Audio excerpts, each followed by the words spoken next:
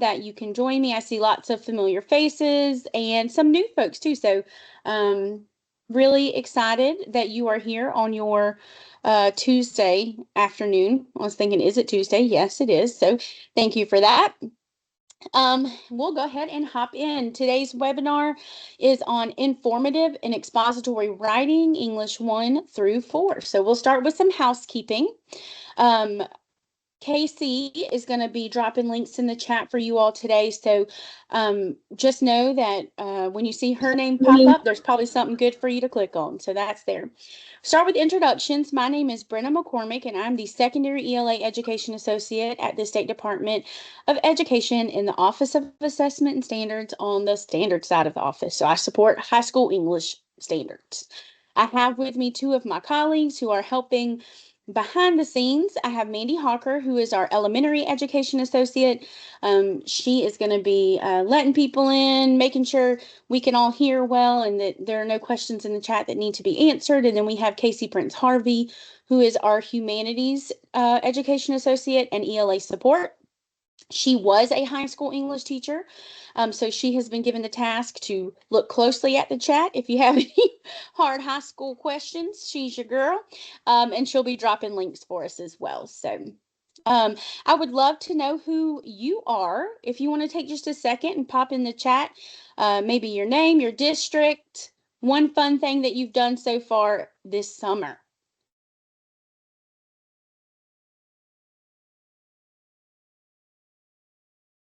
Hey, Mary.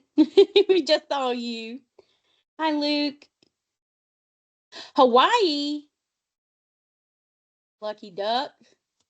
Hey guys, I haven't done anything fun. I'm running summer reading camp, but the kids were fun. Right. They're adorable, actually. Oh, other Mary says deck cocktails. We're here for that. Where in Georgia, Catherine? I was in Macon and Atlanta. Awesome. Yeah.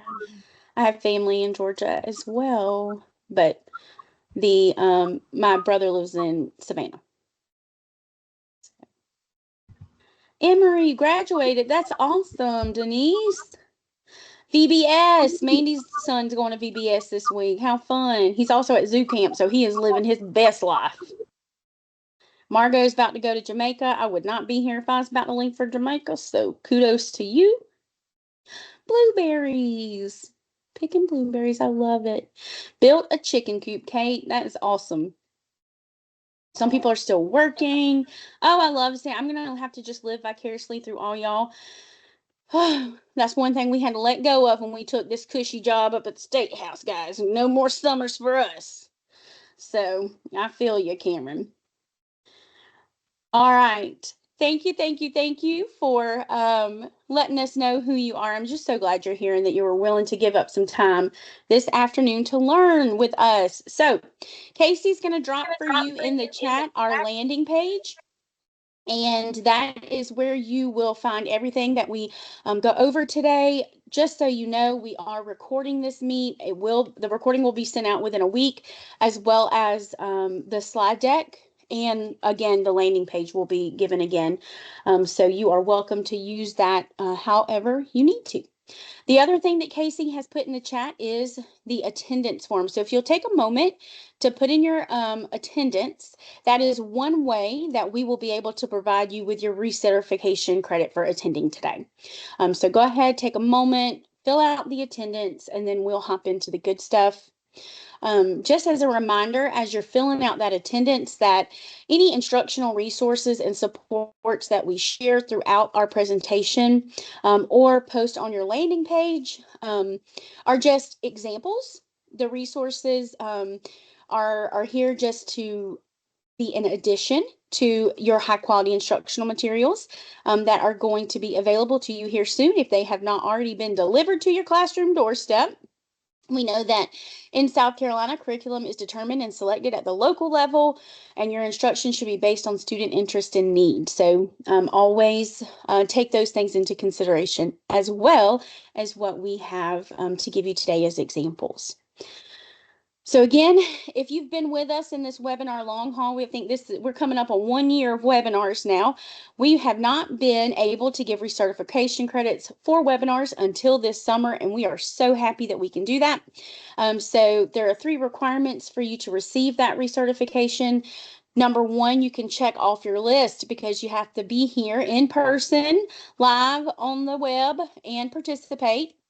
Remain in attendance for the duration of the webinar, and then complete your attendance form at the beginning and your feedback form at the end. So we are so happy to be able to get that out to you, and you should get those recertification credit certificates to the email that you use to register within a week. Last week, I got them out even quicker within the day. I can't promise that today, but I'll do my best. So you'll have them within a week.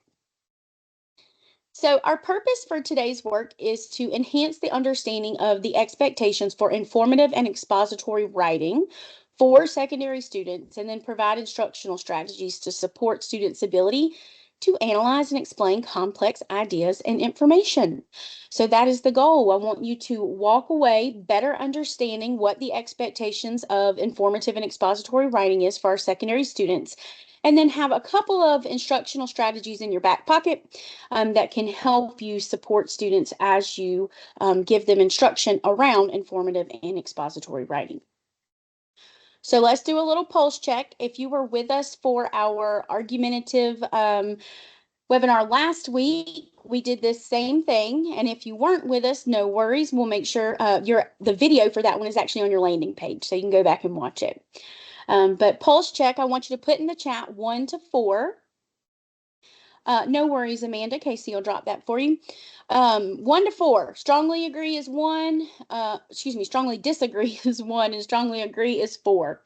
I thoroughly understand the expectations for C.2, Communications 2, informative and expository writing for my grade levels. Go ahead and put in the chat.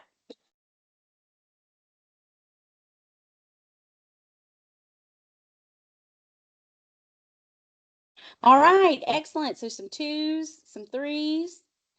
All right, I am confident in my ability to teach students.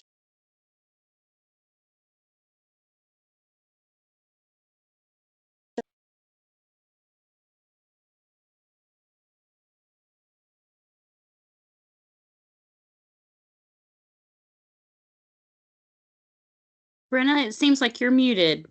Star.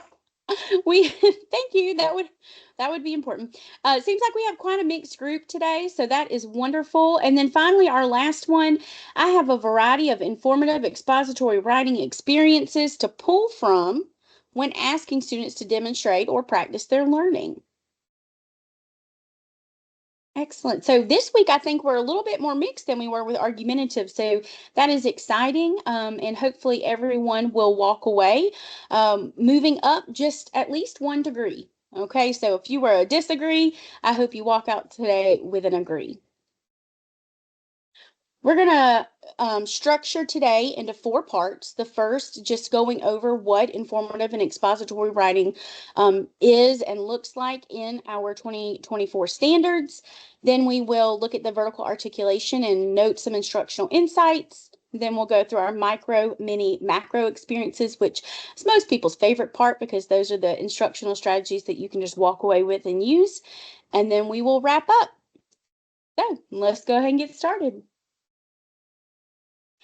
So we know that there are 3 modes of writing addressed in our standards, and the definition for modes of writing can be found in our glossary. It's just the types of writing that are used to address different tasks, purposes, and audiences. And each mode has unique structures and techniques for expressing ideas. And so last week, like I said earlier, we dove into argumentative writing. Then we have informative and expository, and then the final piece will be narrative, which will actually be led by Casey Prince Harvey. So that'll be next. But today we're focusing on informative and expository writing. So if this is our standard, write informative expository text to analyze and explain complex ideas and information, what is informative and expository writing? In the chat, if you will, just give me your definition off the top of your head.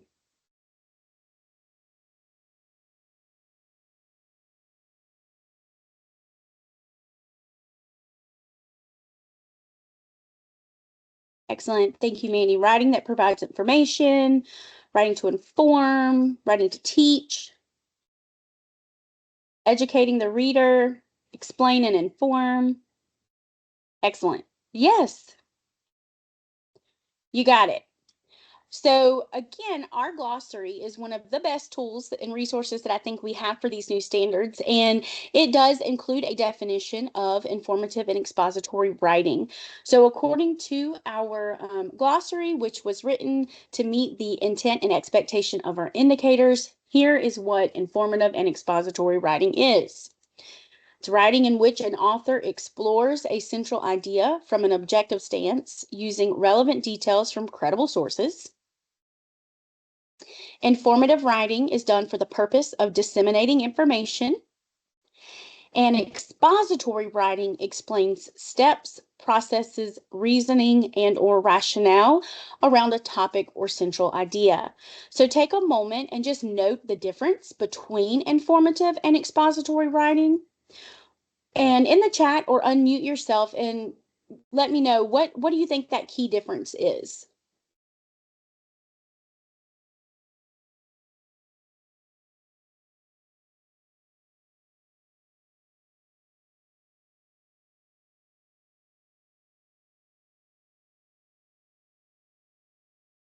Process-oriented versus topic, multiple steps.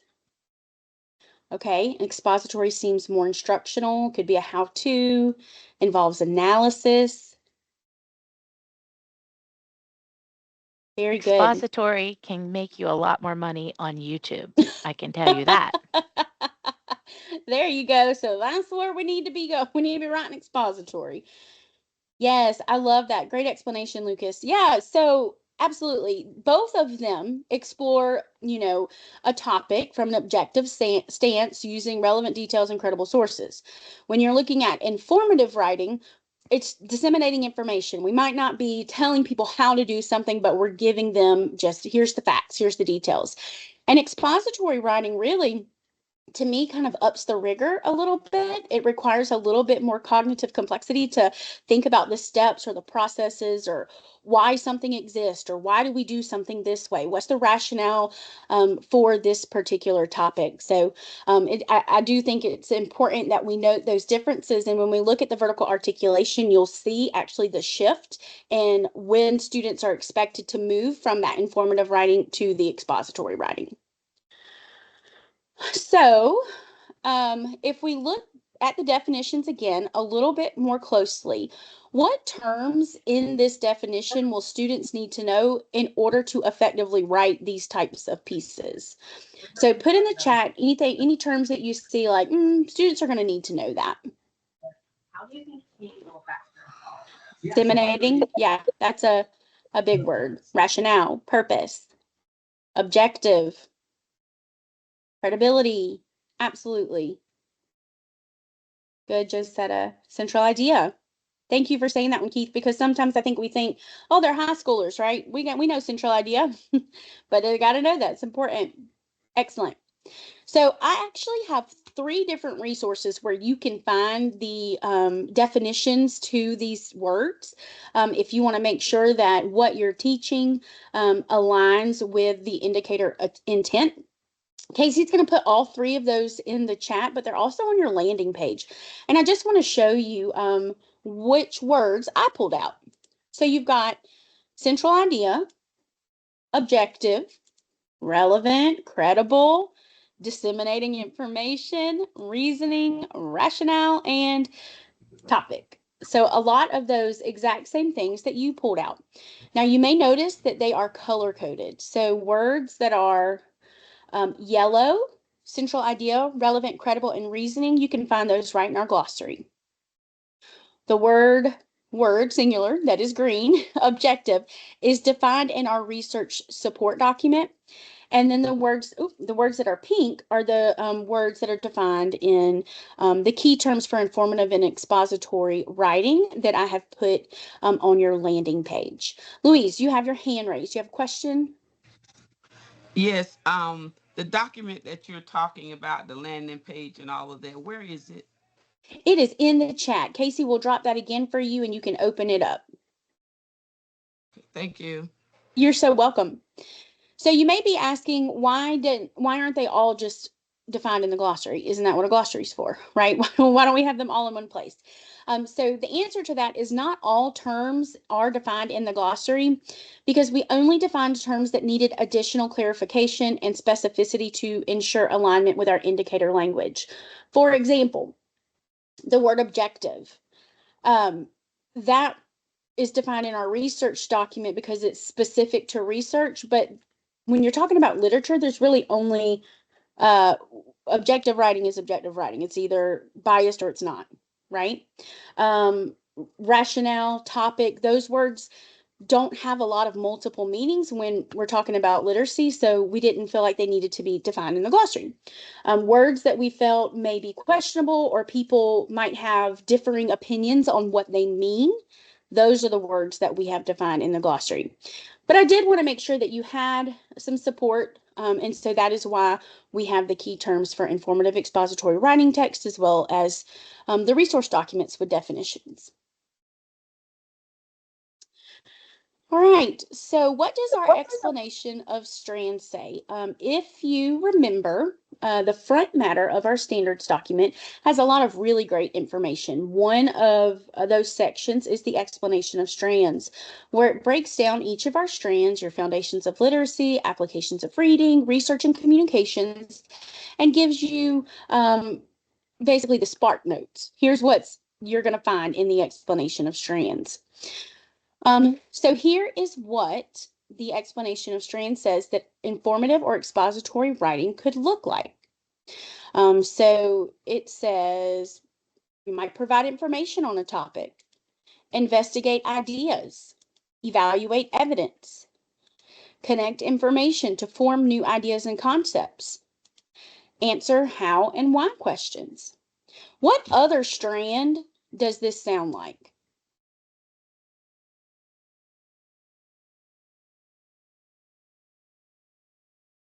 From the communication strand, but what else does it sound like?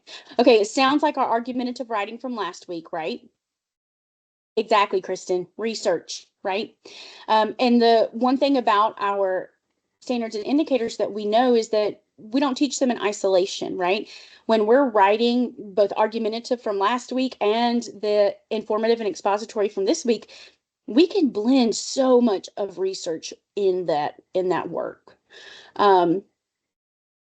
Hey, and Denise, that's okay. Thank you for letting me know. So we want you to see that these are the things that you might be doing or looking for in student behavior from informative and expository writing. Now, if you look again at the next paragraph of the explanation of strands, it tells us the variety of ways that informative and expository writing could be presented. That includes how-to documents, research papers, annotated bibliographies, brochures, essays, multimedia formats of documentaries, infographics, etc. The list goes on and on. There are so many ways, particularly in today's media literate world, that students can share informative and expository writing. Just like, was it Mary who said we can make some money off that expository writing, right? All right, so the other resource tool that's included in your standards document is called your grade level entrance statements. And this is a statement at the beginning of each grade level that again gives you the Spark Notes version of what students can expect in that grade level. So in just a moment, you're going to get in the chat the grade level entrance statements for English 1 through 4. And I want to give you a minute to pick a grade level and read through it. And in the chat, tell me some other writing experiences that are recommended for informative and expository writing. So we just talked about, how-to documents, documentaries, research papers. What else is a possibility based on the grade level entrance statements? So I'm going to give you about 2 minutes to look at that. Can you please tell me again where I don't see anything? It may be the device that I'm using. Do you have a chat box where you can type in the chat? Let me see. Yes, ma'am. Okay, it should be in there, in that chat box.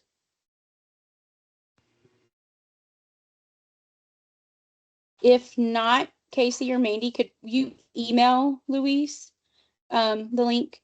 Okay. So Casey, I think Casey is going to email that to you, Louise, so you have it in a different area, a different place to access.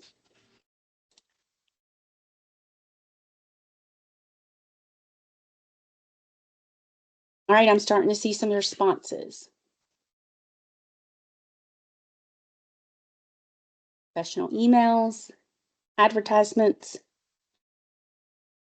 blog, applications, cover letters. Yes, I'm writing to inform you about myself, right? I want you to hire me. Here's all the skills that I have. Absolutely. That's a veering into argumentative right there. Here, persuasive writing, comments, letters, infographics, speeches, editorials. Yes, there's so many different ways. Yes, seniors' resumes are lacking. That's a life skill in informative writing. Public service announcements, autobiographical sketches. Oh, I love that. Pamphlets, podcasts. Absolutely. So again, we talked a little bit about this last week, but just to kind of hone in again is that idea of writing, particularly in secondary, has to be an essay, right? That's kind of maybe how we grew up, is you're turning in those 5-paragraph essays and it's coming back to you in the red pen, right? But that's not necessarily how students have to demonstrate their understanding of a concept. Now, students should still learn to write essays. Don't hear me say stop writing essays, because yes, that is a skill students need, particularly those who are going to continue on into college readiness. There are other ways for them to demonstrate their understanding, and that's important to remember as well. The standards specifically say that they'll, writing in argumentative for, short and sustained writing. Same thing goes for our informational and expository, variety of writing experiences. So it's, yes, write an essay, and let's write other things, right? Essays plus. Yes, Keith. Love it. All right. And Casey, will you put the grade level entrance statements back in the chat for me, please? Thank you. All right. So that was just a very brief overview of what the informative expository writing according to our standards is. So we're going to do a quick review using triangle, square, and circle. So in the chat, choose one of these shapes and respond. 3 points you are going to remember, something you heard that squares with your thinking, or something still circling around in your head.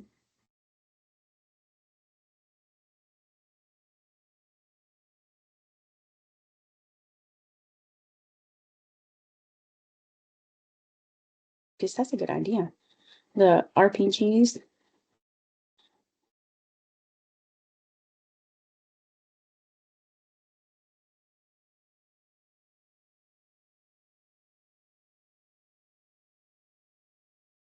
Oh, look at Sarah with a square emoji. I like it. Yes. Multiple modes of expression. Yes. Hey, Jessica. Yes. Real world. That's right, Keith. Looks like lots of people that squares with their thinking, right? Not just essays.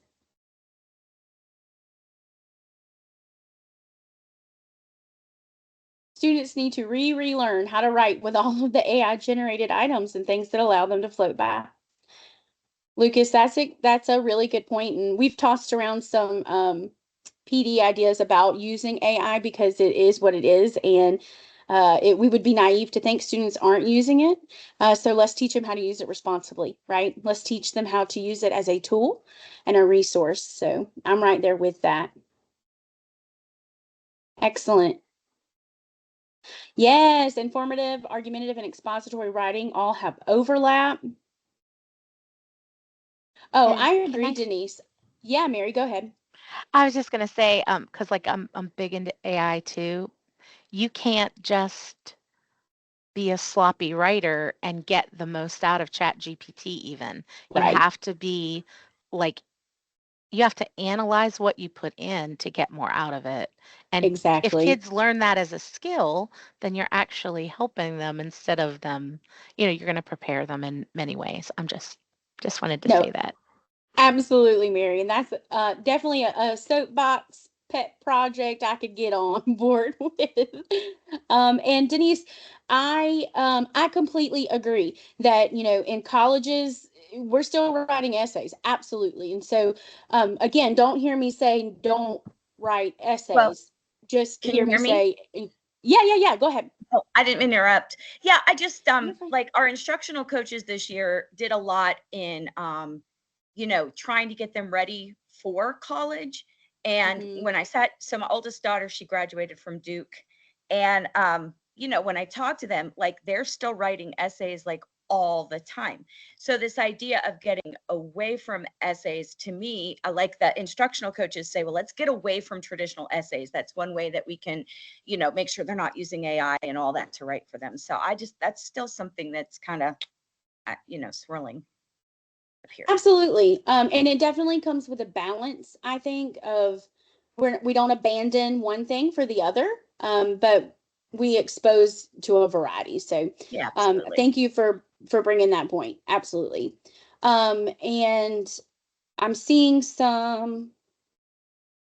Okay, so there are some questions maybe about the concept of central idea versus maybe thesis versus topic. KPH, do you want to address that change? So we're talking about the switch from thesis to like a central or a controlling idea. That Yes. is, so we may think of traditionally thesis statement in writing, students have to have a thesis. But there was an intentional choice made by the writing committee of our new standards to use terms like central and controlling idea, because that opens up to multiple ways in which students can demonstrate their mastery, because thesis tends to be associated only with the essay, but you can see through our grade level entrance statements and the explanation of strands like we just talked about that there are multiple ways in which students should be able to demonstrate their mastery. So like Brenna said, it's the yes and. So that's just a little bit of a semantic shift. We're talking about central idea in terms of like a literary sense. Controlling idea would be, sorry if you hear my dogs barking, would be a term that you might hear in terms of reading. So she said at the end there that your central idea you might be focused in, that's the literary text, but your controlling idea is what you use in writing. And again, we use that term just as a broader statement. It could include your thesis statement. It could, if you're writing an essay, it could be your topic if you're writing a pamphlet or a brochure, but it's just a broader idea of something that your writing focuses on, if that makes sense. I hope that answered. We had several questions about that, so I hope that answered that for you guys. Whew, excellent. That's a lot, right? That's a lot. But I appreciate those questions. The three of us on our team, as we've been going through and preparing these webinars, have really had to dive in and dig deep too, and make sure that that we're able to effectively disseminate this information, right? Excellent. All right. So, KPH, if you'll just respond to some of those in the chat for me, and I am going to move on to our vertical articulation and instructional insights. So we're going to set this up just like we did with argumentative if you were with us last week. If not, I want to just share that the charts that you're going to see on the next few slides do not represent the complete indicator for each grade level, nor do they highlight every difference between grade levels. So I've got some charts here, and they serve to draw attention to some of the key differences in expectations between grade levels. So again, it's not the full indicator language. It's not every single difference between grade level, but it's just highlighting a few key points just to be respectful of the time span we have. we couldn't look at every single sub-bullet of every single one. So take a moment to look at the progression of expectations between grade 8 and English 1. What do you notice?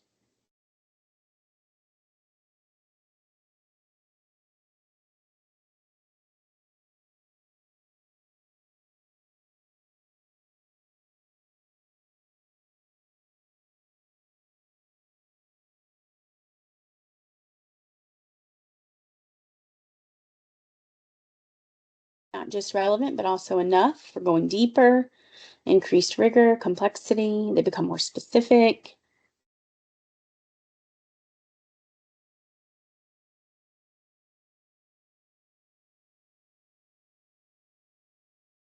Ideas. Why do you think, if you notice in grade 8, it's the first bullet says using a structure such as definition, compare and contrast, or cause and effect. But then in English 1, those structures are no longer in that bullet. Why do you think that is?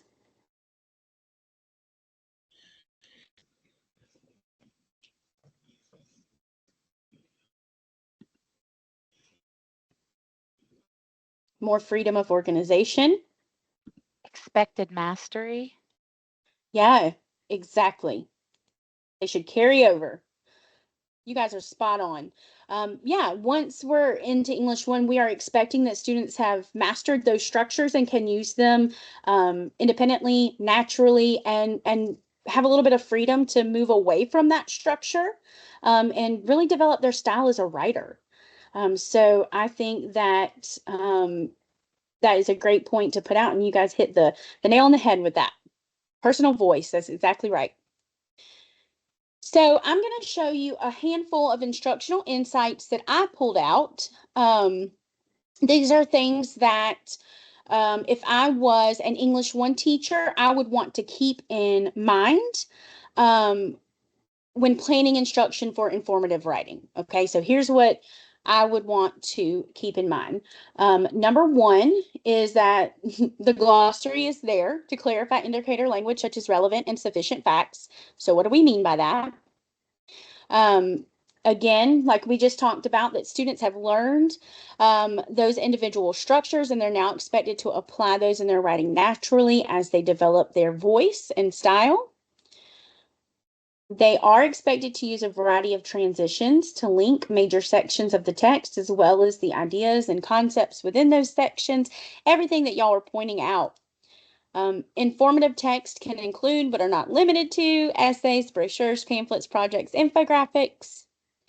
The word sufficient does appear in our overarching expectation number 3, but it is introduced within an indicator for the first time at this grade level. So that word sufficient is new. And then students are expected to continue to include thoughtful elaboration in their writing, as well as vocabulary appropriate to the complexity of the topic. So a handful of instructional insights that if you're an English 1 teacher, you want to keep in mind.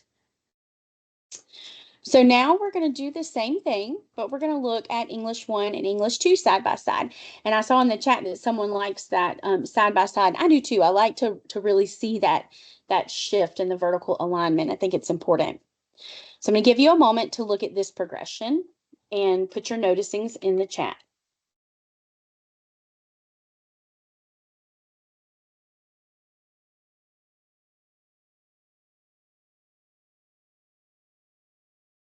Data. Data, tomato, however you want to say it.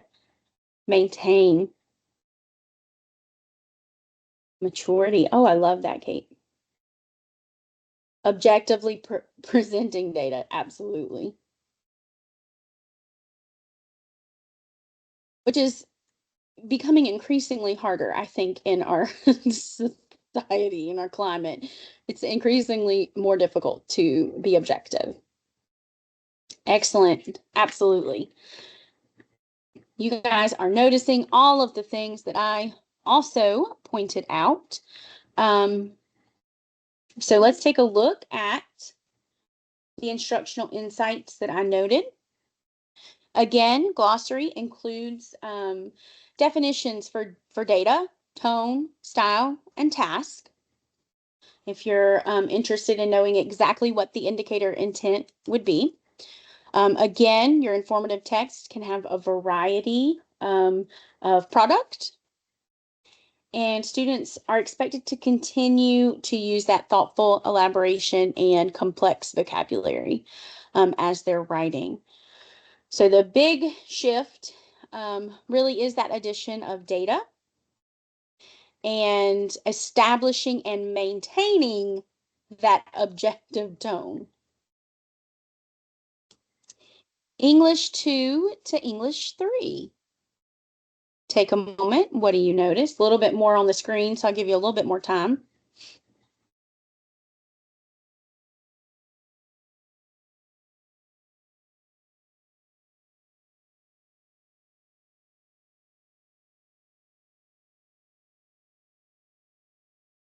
Now we've added statistics. Very good. Complex text.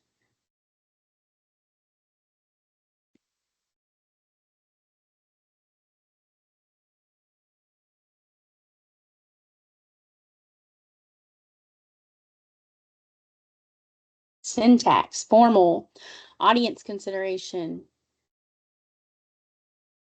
Formal language versus informal, that's right.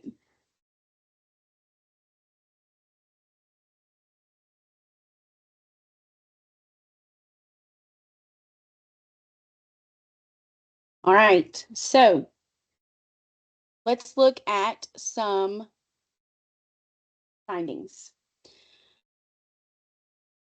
I've put the definition of, again, of informative versus expository writing here.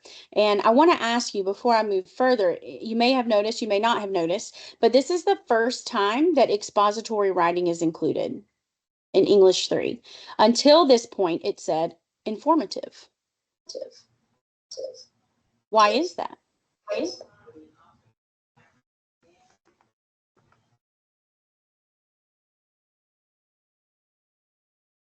That increase in complexity. Yep.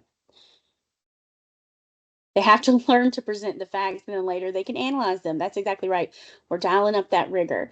And if you look all the way back to like your kindergarten, first, second, early grades, I cannot remember for the life of me off the top of my head right now, but it's somewhere around, I believe, fourth grade, where they drop explain, like it was explanatory, right? And then it becomes informative, and then it becomes expository. That's right, Denise, that's scaffolding. Brain development, we hope, right? All right, so also statistics and syntax are included in our glossary. And then the same indicator insights that we've had, that it can be a variety of writing and that students are expected to continue elaboration and the vocabulary. Now, I'm going to switch over to English 3 to English 4, and you'll notice that just like in argumentative writing, there is not much of a shift. So let's see. What do you notice?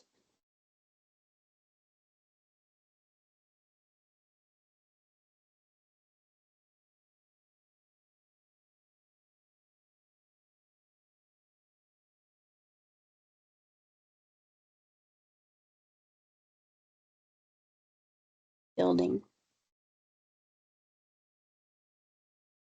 Cohesiveness. Yep, going from basic to detail, we're building on ideas. We've been working on our foundational skills, and now we should show mastery, right?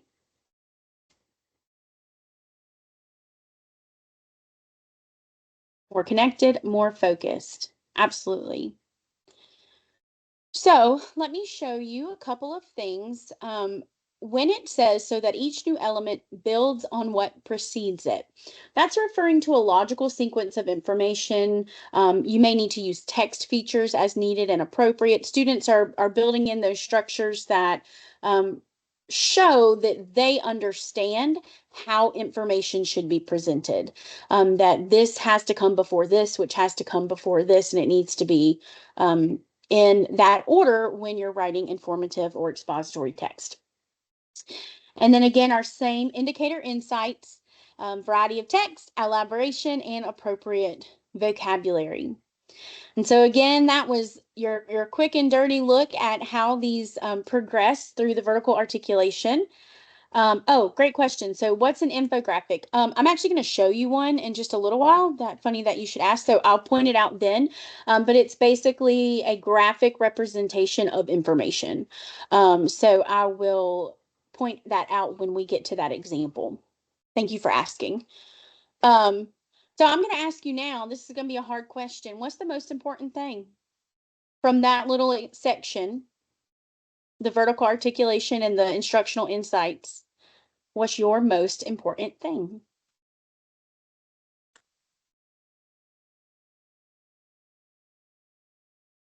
Focus on writing. I like it, Lucas. Easy peasy. Always being aware of the objective, the grade level intent. Students are beginning to develop their own style. Jessica, that's a great point. That idea that you've got 7th graders who are going straight to English 1. And so that side by side from 8th grade to English 1 is super important. Of looking at what skills may be left out, what do we need to make sure we really compact together. Keeping purpose and audience in mind. When you teach both freshmen and seniors, you get to see that full progression, independent analysis, scaffolding, rigor increasing, writing is finesse, absolutely. So now y'all have like 50 most important things to look at in the chat, right? All the things that are important. Very good. All right, and so we've saved the bulk of our time today really to dig into some examples because we know that's what we're here for, right? How do I make this work? How do I actually do this in the classroom? I get it. What do I do now? And Denise, I'm going to stop for a second and respond to that because I agree. And this was one of my biggest problems in the classroom. She says, as an experienced writer, I sometimes demand too much of English 1 and think of them as older than they are. And I think that that's really can be true at every single grade level, no matter what you're teaching, is that we expect a lot from our students. And sometimes they're not really cognitively ready for the expectation. Sometimes we're expecting them to do more than what the indicator asked them to do. Mary, I agree that they will rise to the bar you set. But one thing I love about the vertical articulation document, our grammar conventions matrix that Casey's going to really dig into in a couple of webinars from now, is that we can be really sure what that grade level expectation is, and our standards and indicators are really developmentally appropriate.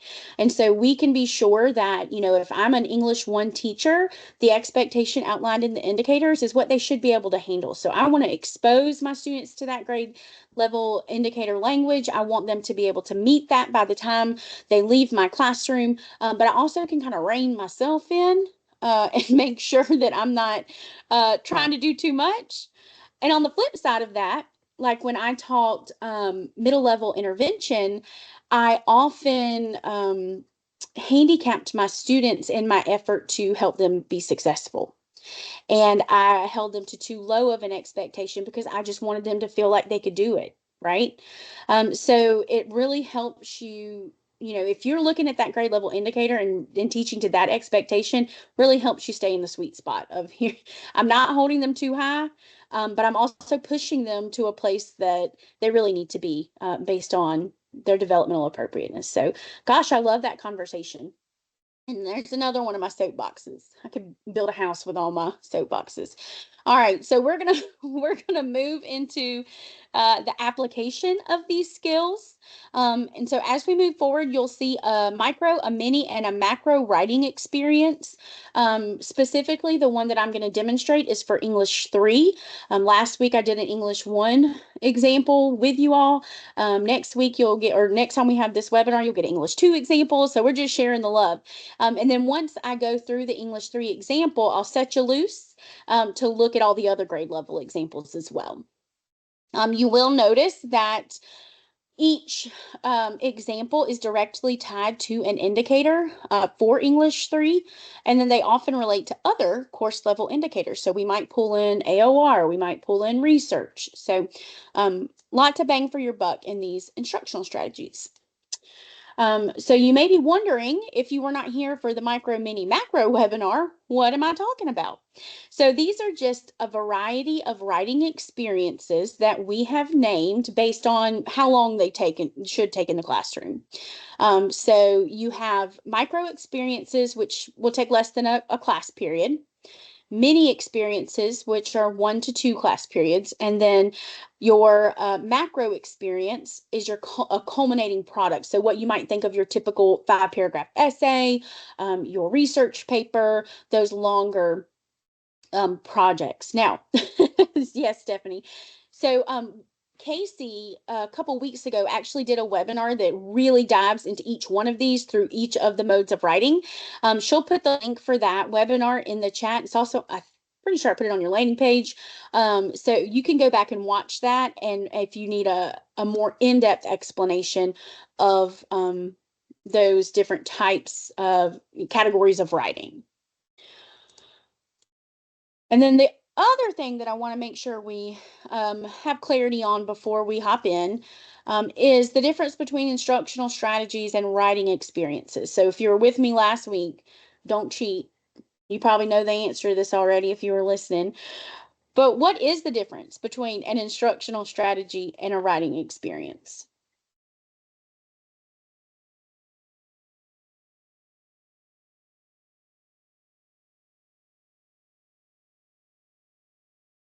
You can answer if you were here last week. It's just taking me forever to type. So the instructional strategies are what do we teach as teachers, and then the experiences are the output that the student has. Absolutely. Exactly. Very good. So yeah, if you're the teacher, you're going to facilitate your instructional strategy. That's the teaching that you do. The student is the who's producing the writing experience. That's them practicing or showing that they understand. When you're looking at examples, your instructional strategies, those are things like direct instruction, collaborative learning, using graphic organizers. On the other hand of that, writing experiences can be any of the ones that we've talked about this whole webinar, that, journal writing, essay, research articles, podcasts, blogs, whatever that may be. And so as we go into the micro, minis, and macros, most of them are going to be writing experiences. So they're going to be ways for students to demonstrate their understanding or practice what you've taught, rather than instructional strategies. Students will still need to receive explicit writing instruction. So I just wanted to make it very clear that, if we show you an example, that we don't want to just hand that to a student and say, okay, do this. Now you've learned how to do informative writing, right? No, we still need to teach those skills. We still need to model, guided practice, look at mentor text, all the things. But these are ways that students can practice those skills. All right, so let's look at English 3 examples. Get to make sure we have that foundational understanding of the 3, and then I will give you more time to explore English 1, 2, 4, and then go back to 3 if you'd like. All right, so our micro experience for English 3 is a data summary. If you remember, that's the first time that data really comes up. So it may be that you provide students with an article, an infographic, or some other publication that includes multiple data points related to a specific topic. Tell students they'll write an introduction paragraph for an informative text about that topic. So again, we're not writing a full essay, we're just writing the introduction. We want students to identify an audience for the paragraph they're going to write, read the publication, and establish that topic sentence. Ask students to identify and then summarize or synthesize at least 3 key pieces of data, and then ask students to compile that topic sentence and the data summary into one clear, concise paragraph. So here's my example. This is an example of an infographic for we were asking earlier. It's all about the different types of social media. I think this was published in 2022, so it might be a little dated, but mostly up to date. In my example here, that it might be hard to read, but you do have access to this in just a moment, is that they're the student chose marketing managers. They're gonna write an informational text to a marketing manager. And the topic sentence is, in today's digital world, social media has made it essential for marketing managers to create clear and concise content to effectively engage and retain their audience. So the data points that they brought together, that Twitter limits posts to 280 characters. TikTok is an app for making and watching short form videos. And there's a million plus video views daily on the app, so it's obviously successful. And then data point 3 is there are 1.4 billion monthly active users on Instagram, and brands use hashtags as well as pictures and videos that your consumer can relate to. So all 3 of those data points support the fact that marketing managers need to be able to write concisely, right? They would then take those data points, put them into a summary, and then at the bottom, put everything together into one introductory paragraph. So very brief activity, exercise, practicing using data, and then you move on. And if you want to pick it back up later and write the completed essay, cool, let's do it. But you don't have to. We don't always have to do the complete thing. So there's your your micro. The mini is trading cards. This is, well, first you might have to actually tell students what trading cards are, unless they're like old school Pokemon fans. They might not have any idea what baseball cards or, anything like that is. So let's talk about trading cards, right? Explain that they contain concise, informative text about a subject, and they have visual elements. Give them some examples, point out those text features, and then have them choose a topic. Could be that you choose a historical figure related to another content. Could be that you choose a literary character from a text that you've recently read. Give them some time to research if they need to, gather that important information. Have them create an outline, write the text for their trading card based on that outline. And then once the text is written, they'll design that trading card. And so encourage creativity, but remind them to keep that design informative, easy to read. And then they could exchange them if they choose. So my example, Jay Gatsby, right? And you can see I've got 4 categories here: some background information, family life, social life, romance, and then a quote of his. And so that brings in a lot of different indicators outside of just informative writing. Maybe you have to do some research. Maybe, this pulls in that digital piece or the live presentation if they're presenting it. Yes, Stephanie, you will get these slides. So that's our mini for English 3. And then our macro could be a news broadcast. So beginning with a discussion again on the structure and purpose of news broadcast. Highlight the importance again of the clarity, concise language, logical transitions, show them an example, make sure that they really see how the newscasters will link from one segment to another, how varied syntax contributes to that. Put them in small groups, have them brainstorm, give them, one can be local news, one can be a school event, one can be global news. Have them research, write their script, and then actually deliver the script, right? Now that can be recorded, it could be live, it could be however you need it to be to work for your room. but each group has a chance to present that information and then allow for peer review. And when you do that, you're bringing in your communications 9.1 where you're evaluating presentations. So that is English 3, those micro, mini, and macro. And now you get to explore additional experiences. So we have experiences for English 1, 3, and 4, or excuse me, 1, 2, and 4. And you also can see the English 3 again if you want to look at it. And I want you to consider as you review the experiences, what can you use? What can you share? Which can you adapt? So we're thinking through those 3 lenses: use, share, adapt.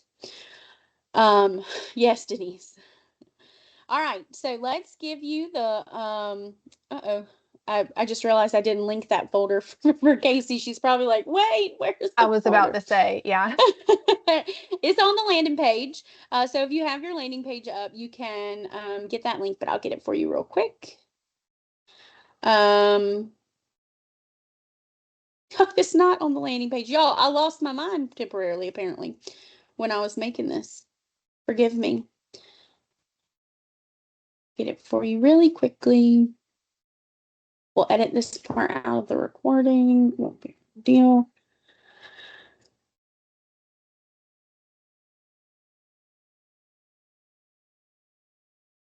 Writing series, and here we go. All right, here you are, my friends. All right, I'm going to give you 10, 15 minutes to look through the examples, and I'll just kind of gauge how we're doing based on your comments in the chat.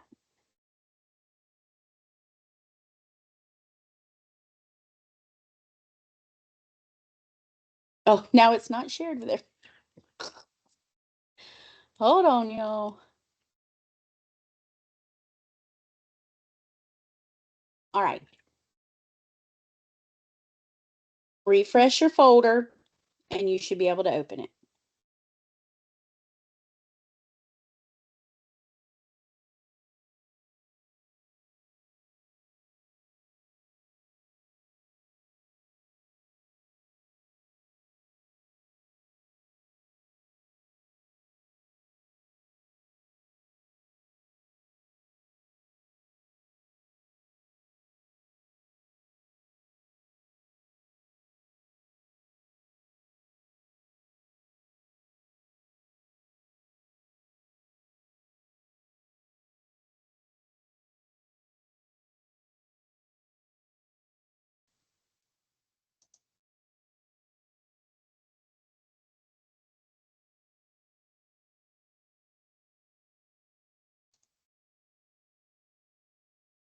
All right, there it is.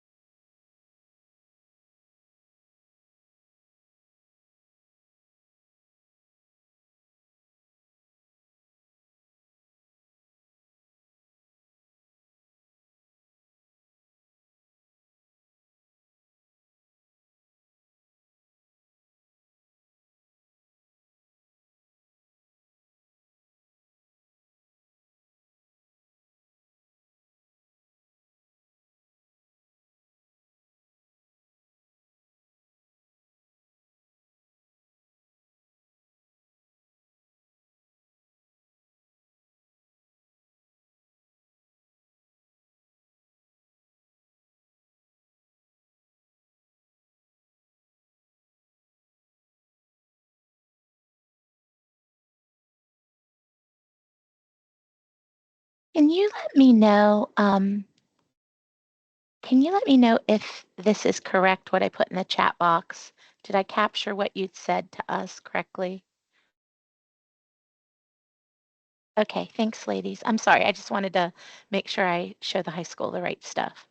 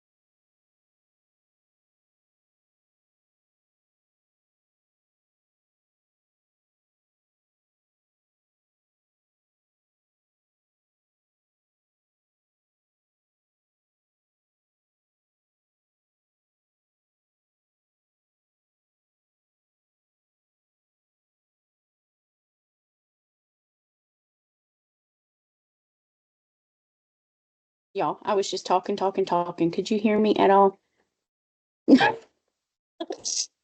Okay. I was responding to Denise and I said, that is a great question. She said, I would like to understand a little better how something like a step-by-step guide could be used within the curriculum so that it doesn't feel like a weird interruption to the rest of what we're doing, because it is such a specific form of writing. And my best advice would be to consider cross-content connections there and really dig into what students are learning elsewhere, because that just is such an important skill. I think that transitional skill of how do we take what we're learning in one area and applying it outside of the English classroom. That's a really great point. And now I know why no one responded when I asked, show me in the chat from 0 to 5 how many more minutes you need. And I was like, well, dang, I guess I just don't want to respond. I don't know. Oh, 100,000 more minutes. Perfect. A million more minutes, however many zeros that is. That is a great question, Cameron. They will not be on our instructional support page. I will, however, put them on our app. If you did not know that we have a standards app, you're in luck because I can give you that link today. So we do have an app for that. And it's pretty fantastic if I say so myself. So just give me a second to get you that. Okay, Lucas, I'll see if I can change the setting to see if that will, if I can fix that for you. Oh, thanks, Cameron. Yeah. I also, after we do webinars, I put the link to the webinars on the app as well. So you have those there. All right, let's see what I can do to fix that. And then we will move into some discussion.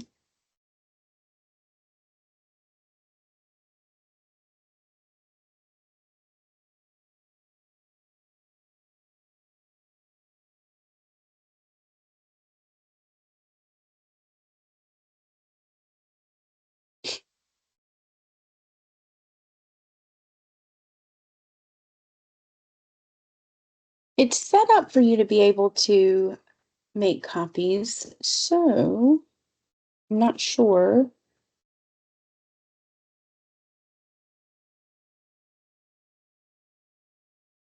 I'll play around with that. Try refreshing your folder and seeing if, well, you know what? I just tried to make a copy and there was an error. So let's just say it's a Google thing and we'll try again in a minute. Okay. All right. So we will figure out why it's not making copies in just a second. But for right now, I want us to talk about the USA reflection. What are you excited to use? And you've already been putting a lot of this in the chat, but what's an experience you'd like to share? What's something you're going to adapt? Maybe what's your favorite one? And what I'd like for you to do specifically, if you've already put that information in the chat, is to go back and read someone else's and leave a comment for them.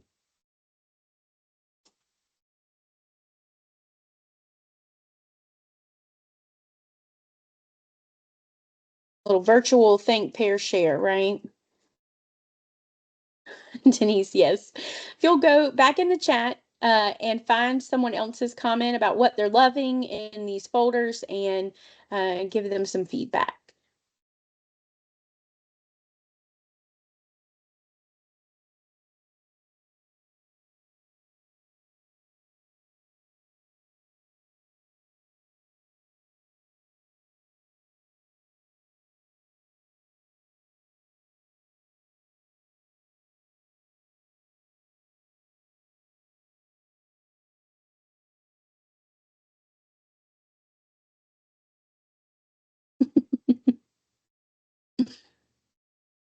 Mm-hmm.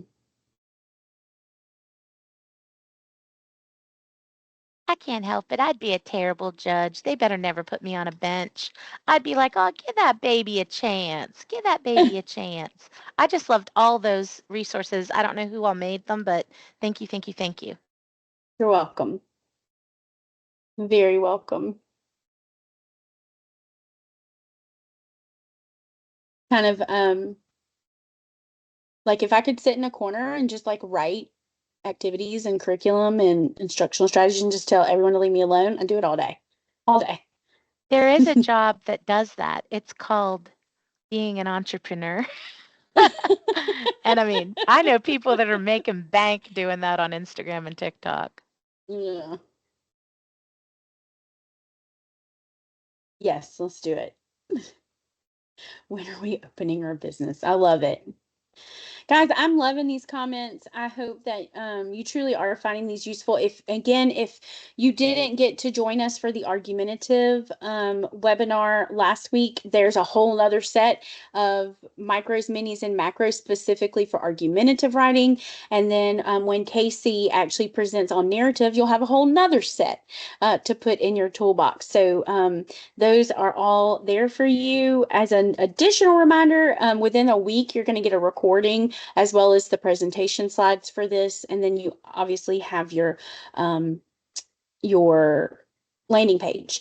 Josetta, if you'll take the QR code that I'm putting in the chat and scan it with your phone, should get a pop-up that says like add this to my home screen. And because it's a web-based app, you're not going to like find it in the Google store. And you just add that to your home screen, and then you have that right there for you. And if you still can't get it, if you hold on after the webinar, we can help walk through it.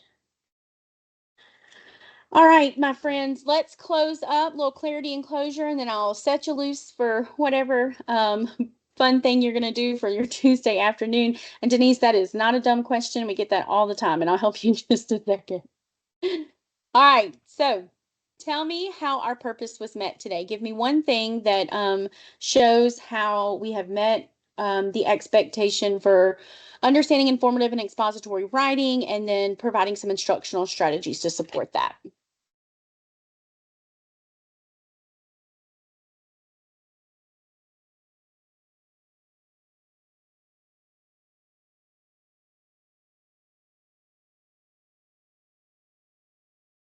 Jennifer, yeah, great question. If you will email me, because if you don't email me, I'll forget. I will forward all the resources from Argumentative. And I think those are on the landing page too. Oh, Just I FYI. linked them on. I did link. So I didn't link anything we needed for this session on the landing page, but I linked everything from the last session on the landing page. So it's there for you. Oh, excellent. Wonderful. Brain hurt. Yeah. You trick them into liking writing and then throw an essay at them, right? They don't feel like they're. So you've been doing this all along. Or do a whole bunch of micros or minis, and then by the end of it, like, guess what, y'all just wrote a whole essay. Now let's just put it together. Love that. Thank you. All right, let's see if we did move up in any of our self rankings. How are you feeling now about the expectations for C2? I love it.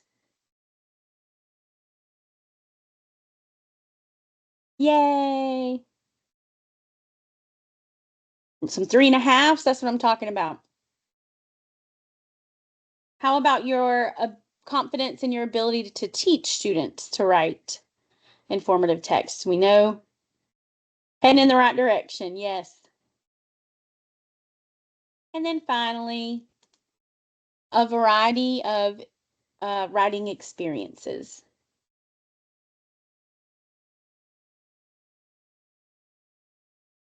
Six. Thank you, Mary. Just expand. Love it. Would love a resource quick sheet. Thank you for that feedback, Stephanie.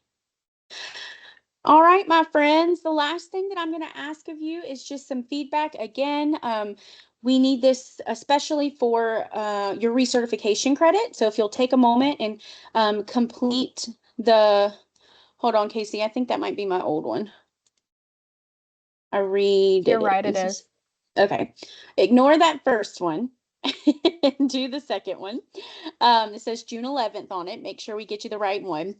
And give me some feedback on this session, maybe any questions that you still have lingering.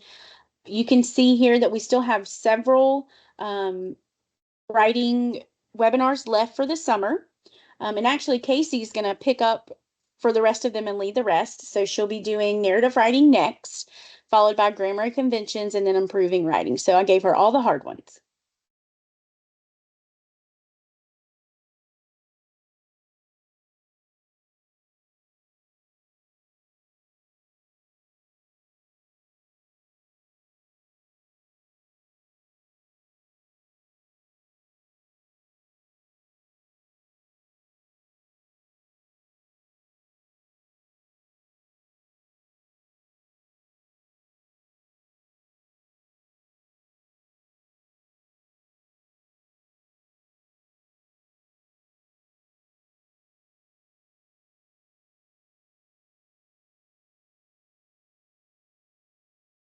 Uh-oh, goodness gracious, y'all. If you're new here, I'm not usually this scanner brain. Let's see. Can anybody else not get into the form, or is it working? Oh, I see it's working. Okay.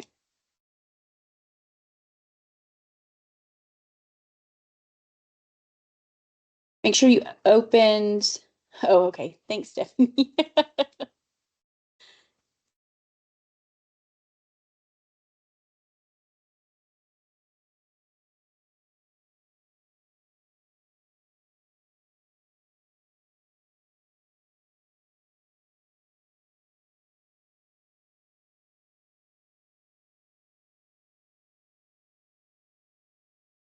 Once you have completed your form, you are free to go, but Casey and Mandy and I will hang around for a few minutes and listen and linger, answer any questions, help y'all with anything.